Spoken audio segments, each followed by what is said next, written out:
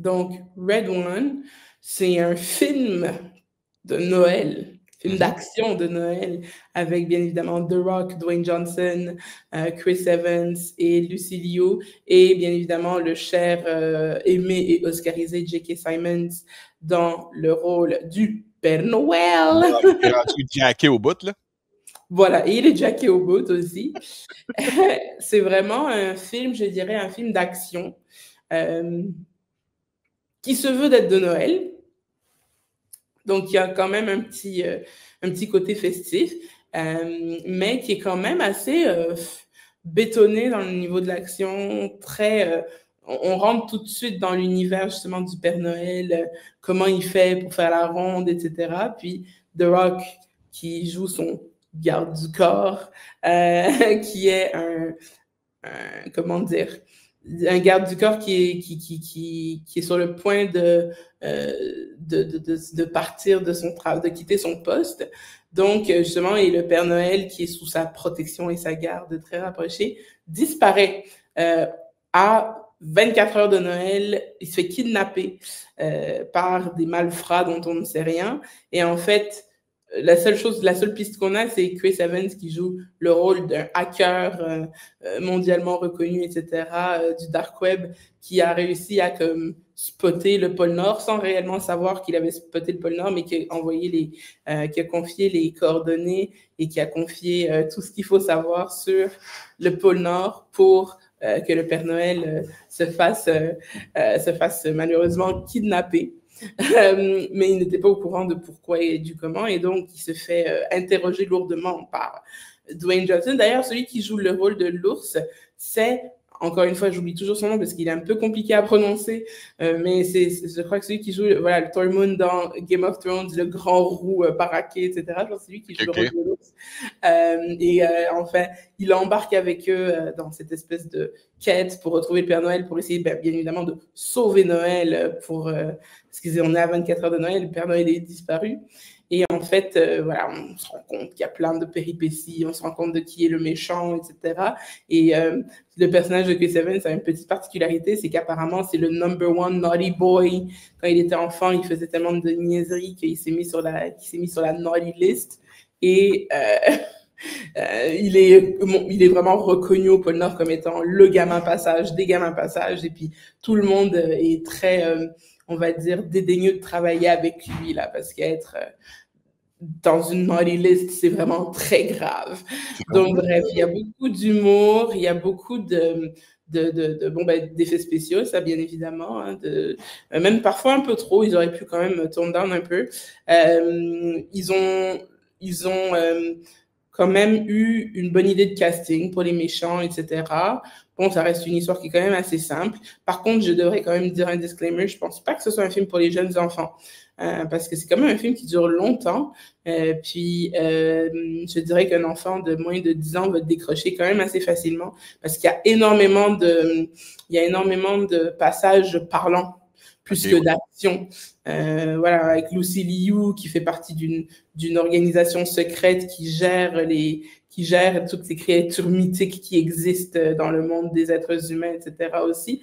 Et il y a énormément on cherche le Père Noël, quoi. Donc, oui, effectivement, il y a certaines scènes d'action que vous avez même pu voir dans le trailer, qui sont dans le film, mais en général et en particulier, il y a beaucoup de blabla. Donc, c'est peut-être pas, voilà, je dirais plutôt 12 ans et plus. Puis aussi, il y a certains monstres qui sont quand même effrayants. J'ai trouvé, même pour moi... Hein? Il y a un Krampus qui s'amuse à faire des concours de claques à la gueule.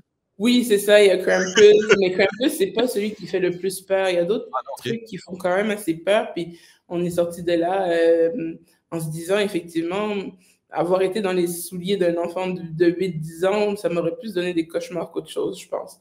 Donc, bref, puis aussi, effectivement, c'est quand même, il y a beaucoup d'action et c'est très violent. Donc, il y a des tapes, des gens qui se tapent dessus, des gens qui se tirent dessus, avec des vrais pistolets, bien évidemment, mais bon, c'est peut-être un film pour les plus vieux. Voilà. Mais overall, c'est... Hein? Quand j'ai vu la bande-annonce, parce que j'ai pas vu le film encore, quand j'ai vu la bande-annonce, j'avais un vibe de feeling de production, de réalisation à la Guillermo del Toro. C'est pas ça, mais ça a un vibe un peu comme les films de Hellboy. Il y a des créatures, Nord. Non, pas Non? tellement en fait. Peut-être que Et la bande-annonce laisse transparaître ça, mais une fois que tu y es, je trouve qu'ils ont voulu faire. Alors moi, ce que je trouvais assez merveilleux, c'est qu'ils ont voulu, je pense, faire euh, le Rise of the Guardians de DreamWorks, parce qu'à certains moments, oui, oui. le Père Noël est un peu badass comme ça dans ce dessin animé qui Ouais, était d'ailleurs très bien réalisé par DreamWorks. ouais. Mais c'est comme si il y avait des passages, c'était comme si c'était un peu un live action de ce film-là. Et puis tout d'un OK. coup, on switch à autre chose. Donc c'est sûr que la trame narrative n'est pas très claire, dans le sens où effectivement, on cherche le Père Noël et c'est ça qui est la ligne directrice du film. Mais la trame narrative, c'est un peu dispersé parfois. C'est un peu OK. dissipé dans les références, dans les codes, tout ça. Donc, bref, c'est quand même assez. Voilà. On a quand même. Ça tourne beaucoup. On s'est beaucoup tourné la tête. Et pour au final, ben, bien évidemment, je vais pas spoiler rien, hein, mais le Père Noël, il se fait retrouver avant Noël parce que on peut pas traumatiser des enfants en leur disant que le Père Noël ne rentre pas. Bref, on a quand même, c'est ça, on a quand même, je dirais un 4,5 sur 10 Ah pour, ouais. Oh. ben écoute, c'est parce qu'il y a beaucoup d'éléments, et effectivement, le film est divertissant, mais il y a beaucoup d'éléments qui manquent. Et en ayant un film aussi long, j'aurais mis quelque chose de beaucoup plus complet. C'est-à-dire que, effectivement, il y a beaucoup de blabla. Il y a beaucoup de, bon, il est où le Père Noël? On le cherche, on cherche, on cherche. OK. Et voilà, on voit pas beaucoup. On a des petits hints de créatures mythiques, mais on les voit en coup de vent. Moi, j'aurais aimé, justement, on est dans le monde du Père Noël, on est dans le monde du fantastique. Euh, J'aurais aimé avoir beaucoup plus de Noël. J'aurais aimé avoir un genre de trace sur les traces du Père Noël. Sur les traces du Père Noël aussi, par exemple, on voit que dans le premier film, là, avec Tim Allen, Oui, oui. on n'est pas souvent au pôle Nord, mais c'est magique. Puis ils ont fait ça avec des décors en carton, OK? Donc, Ouais. c'est pas non plus le CGI à foison. Moi, je veux bien, mais il faut quand même que ce soit quelque chose de plus fourni. J'aurais Mieux aimé dosé aussi, peut-être. ben, moi, j'aurais aimé qu'ils s'assument et qu'ils l'assument à fond, qu'ils disent, bon, ben, on va avoir l'aide je sais pas moi, du lapin de Pâques. On va avoir l'aide tu sais, d'un tel ou d'une telle. Tu sais, à un moment donné aussi, on voit la citrouille, là, sans tête, là. Ouais, Le ouais, ouais. cavalier sans tête avec la citrouille, là. On le voit passer, puis, tu sais, genre, ça aurait été cool qu'il pair up avec justement, un notoriously bad person, OK. villain, whatever, pour essayer de rentrer justement chez Krampus. Mais il n'y a pas tellement eu de ça. Il n'y a pas tellement eu d'élaboration. On a beaucoup à faire à des humains pour un film qui est fantastique. C'est ça qui est quand même assez ironique, devrais-je dire. Mais bon, écoute, comme je dis, c'est un 4 sur 10, pas parce que c'est pas divertissant, mais parce qu'effectivement, ça aurait été un film il manque de chair un peu autour de l'os. Et pourtant, c'est un très gros os qu'ils nous ont donné. Donc, je Est-ce que pense que c'est est-ce que c'est un film qui peut être revu à chaque Noël pendant quelques années? Est-ce que c'est comme un classique de Noël? ben, Ça, écoute, il y a des films comme ça que c'est pas forcément des classiques quand ça arrive, mais que ça en devient plus tard. Peut-être Mhm. que ça pourra devenir un classique plus tard.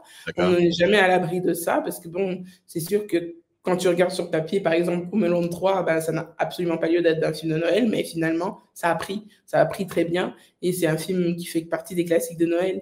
Donc ça, moi, je suis toujours optimiste pour certains films qui, effectivement, c'est peut-être pas populaire maintenant, mais ça le deviendra plus tard. Aussi, j'ai trouvé que c'était un peu tôt pour sortir ce film de Noël, parce on est quand même en novembre. Je l'aurais plutôt sorti justement aux environs du Black Friday. Bon, je peux comprendre qu'il y a eu d'autres sorties de films qui ont fait peut-être un peu trembler et puis qui voulaient économiser sur le box-office. Ouais, ouais. Mais effectivement, il y a quand même, je l'aurais sorti à ce moment-là en décembre, ou j'aurais fait quelque chose de peut-être plus justement Christmassy pour un film de Christmas, parce qu'il est comme arrivé trop tôt. Et en même temps, ce film n'a pas assez d'éléments de Noël pour un film de Noël. Alors, comme je dis, Dwayne Johnson, égal à lui-même, Chris Evans, ça fait toujours plaisir de le voir jouer un autre personnage que son Righteous Captain America.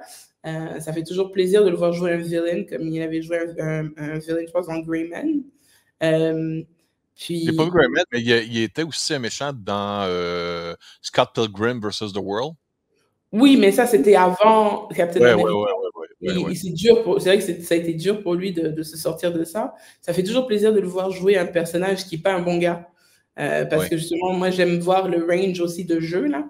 Puis, il joue très bien. Lucy Liu égale à elle-même, très bonne actrice également. J.K. Simmons aussi, hein. Il a un temps d'écran tellement petit que je trouve ça dommage parce qu'encore une fois, tu as une personne qui est oscarisée dans ton film et c'est un Père Noël badass. Donc, j'aurais juste aimé qu'ils assument jusqu'au bout, peut-être même l'histoire de The Guardians ou quelque chose qui est similaire.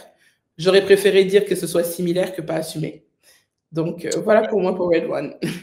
OK, ben écoute, on va demander aux gens, ceux qui aiment les films de Noël. Moi, j'adore certains films de Noël. Pour moi, un de mes préférés, il y a Home Alone 1 et 2. J'adore aussi Elf. Elf, c'est un de mes préférés. J'adore aussi, au Québec, on appelle le sapin des boules, là, Christmas Vacation. Isabelle, si je veux la rendre heureuse, écoutez ça. Il y a les gens aussi qui ont, à cause des sorties au cinéma, adorent regarder les Harry Potter durant le temps des fêtes. Et C'est aussi les Harry Potter et les Seigneurs des Anneaux. C'est Seigneur vraiment des comme Anneaux des gros exactement. marathons. Et C'est puis au ça. Québec, on a aussi, grâce à Ciné Cadeau, les Astérix d'antan qui jouent dans les dessins animés qui passent pendant le temps des fêtes. Donc pour moi, Les 12 travaux d'Astérix, c'est un film de Noël parce que c'est un film qui se regarde pendant le temps des fêtes. Oh, on a grandi comme ça, ben oui. On a toujours, puis encore une fois, il y a toujours matière à ajouter des choses sur la liste. Alors, moi, je pense que Red One, même si ça ne fait pas un succès retentissant en ce moment, ça peut toujours devenir un film de Noël culte. Ça peut être différent, parce qu'à chaque année, on revoit toujours les mêmes films. Là, ça va faire une nouvelle saveur à revoir aussi. Voilà, Peppermint. Parfait. Donc, ça, c'était pour Red One. J'invite les gens à laisser un commentaire s'ils veulent parler du film ou de leur film préféré de Noël.